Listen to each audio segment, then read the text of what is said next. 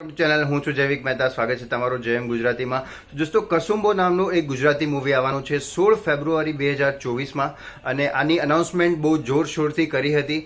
આપણને ખબર છે કે આ એક ખૂબ સરસ મૂવી બનવાની છે. તો આ કસુંબો જે મૂવી છે એ બેસિકલી છે વીર બલિદાન નામના એક નોવેલ પરથી, વાર્તા પરથી બનાવવામાં આવી છે.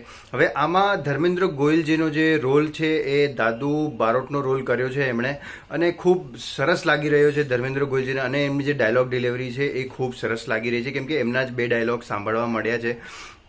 બાકી અલાઉદ્દીન ખિલજી ની હું તમને વાત કરું તો પદ્માવત તમે જોયું જ હશે.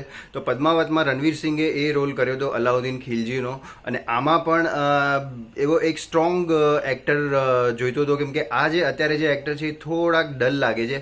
કેમ કે અલાઉદ્દીન ખિલજીની પર્સનાલિટી એમાં જે દેખાડવામાં આવી હતી બહુ પાવરફુલ દેખાડવામાં આવી હતી, અને આમાં થોડીક લો લાગી રહી છે.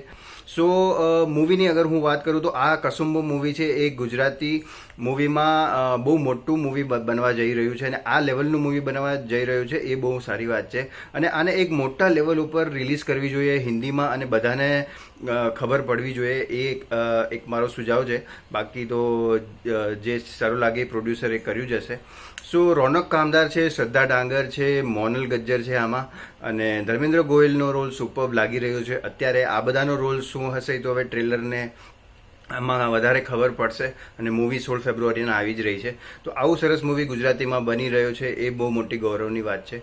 તો તમને લોકોને ટીઝર કેવું લાગ્યું એ જરૂરથી જણાવજો, અને વિડીયો સારો લાગ્યો હોય તો લાઈક જરૂર કરજો, અને ચેનલને સબસ્ક્રાઈબ કરવાનું પણ ભૂલતા નહીં.